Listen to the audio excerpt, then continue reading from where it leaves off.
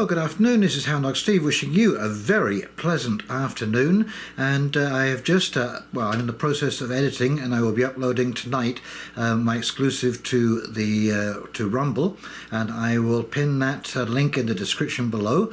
You can only see it on Rumble, so you have to go over there to my other channel, and I'm trying to build up my subscribers over there.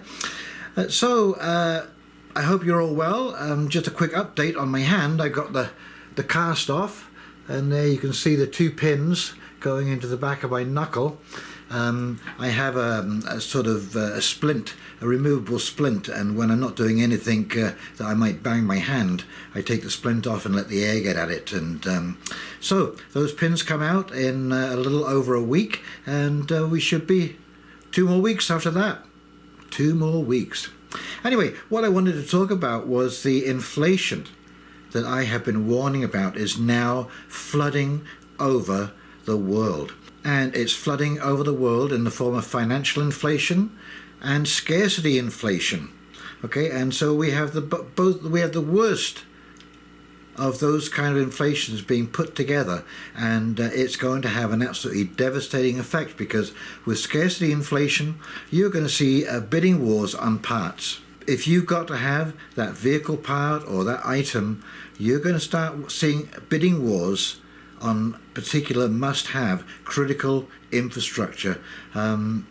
So that is really going to drive up prices in certain specific, not all areas, but certain specific areas. But it might be an area that across the track, affects you, or a company that has money set aside and can, buy into the future, and so pick up all of those last parts that you might need for your car, so they have an inventory for their vehicles to keep their business running whilst you have to walk to work. So yes, that is going to have a big effect. But the increase in interest rates, which was a bit of a shock to the market, you saw the market puked it up the other day with a sizable drop of about a little over 1,000 points, and but that interest rate increase is not going to do any good. I'm surprised that they've done it, actually, because basically what they're doing is throwing every country's government under the bus, because every government is up to their eyeballs in debt, and every mortgager, everyone who has a loan, these variable rate lines of credit, what do you think that means? That can go up and down at any time, and you will see, I think, the banks will suddenly say, okay, you can't take any more equity out of your home, you can't increase your line of credit, and anything that goes in stays in. Your line of credit is only going in one direction, and that is in a downward direction. So a lot of people have been using that, and of course here's a headline from Zero Hedge that people are busting out their credit cards. And this is a common mistake. Okay, they think that this is not going to last, and that we're going to buy our groceries buy our necessities with credit card debt. And I warned about this before, years and years ago, when years ago, you couldn't do that. You couldn't use your credit card to buy food, for a very good reason, because if you were using your credit card to buy food, then you were in serious trouble. Okay, so you can do that now. You can pay your rent with a credit card. And so people are trying to pretend and extend.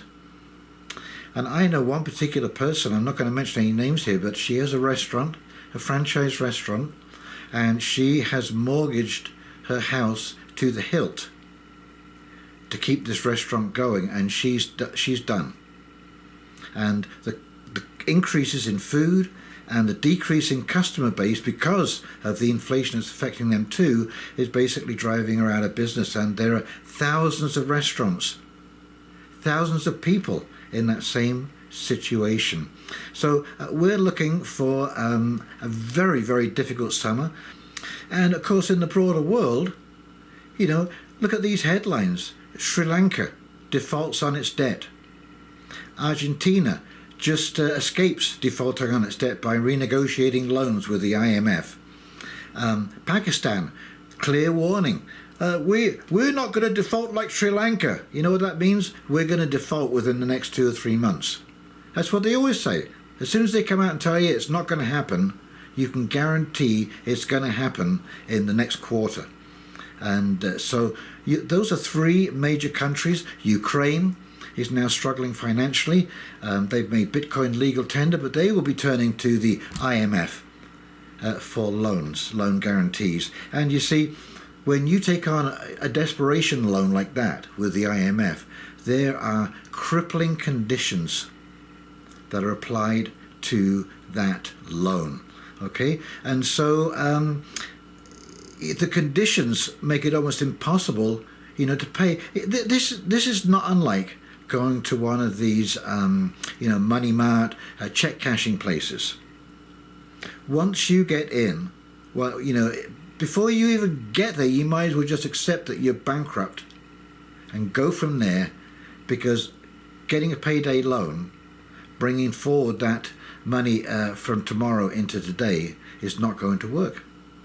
It's not going to work. So these countries who are teetering on the edge of default, or who have already defaulted, this is just the beginning. And if you don't think that $2.30 a litre for diesel, and these countries either renegotiating their loans or just plain defaulting on their loans because the people in their countries are rioting on the streets because they can't feed themselves. And trust me, you're going to see this in country after country. I don't care what club they belong to. I don't care what club they belong to. When they see the pitchforks and the lanterns coming down the street, you will change your tune, you will leave the club, and you will bow to that mob, because they will be so angry. People will be so stretched. And of course, we live in a world where there's no forgiveness anymore. Okay? Those banks, when you make a deal with the bank, they'll just strip out your bank account and they won't care whether you can survive or not. They will just take it all from you to settle their debt. Okay? And it's like a huge, giant, mouth just chewing up people as it goes along, and it doesn't care. It just leaves a trail of debris in its wake, and that is what is coming this year. All of these knock-on effects, and not to mention that other countries now, because Russia and China have been sidelined, they're looking to trade oil and gas in rubles or yuan or some Bitcoin or whatever, but not the petrodollar. That means that all the countries in the world that had to buy energy with a petrodollar no longer need to have those dollar reserves, and they will be leaving. And so that will cause a staggering amount of inflation. So we're in a perfect storm, my friends. We're in a perfect storm. And all I can say is that the billionaires, they're getting into hard currencies right now. They're getting into things that will protect them from inflation. They're also purchasing things that will be hard to get, parts that they know they're going to need to have. They're thinking 6 months to a year down the road, and picking up stuff now whilst it's still available. And I think that is what we all have to think about doing. I know it's a sunny day. I know we're going into summer. But I think over the summertime, we are going to see some extraordinary things take place. I don't think there'll be a tourist season, and I don't think the lakes will be very busy this year. When you're cresting, we're just about hitting $1.87. That's over, I would say, $2.15, $2.20. I use diesel myself, but on the lake, you've got to use premium, and premium gas will be about $2.15 to $2.20 a litre.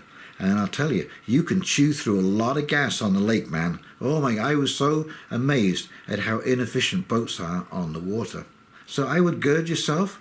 I would have some food set aside so you don't have to go out on the street when the skirmish is taking place in front of supermarkets, that kind of stuff. And think about watching some videos on what is hard currency, getting hard currency, where do you get it, and which are the best ones to get.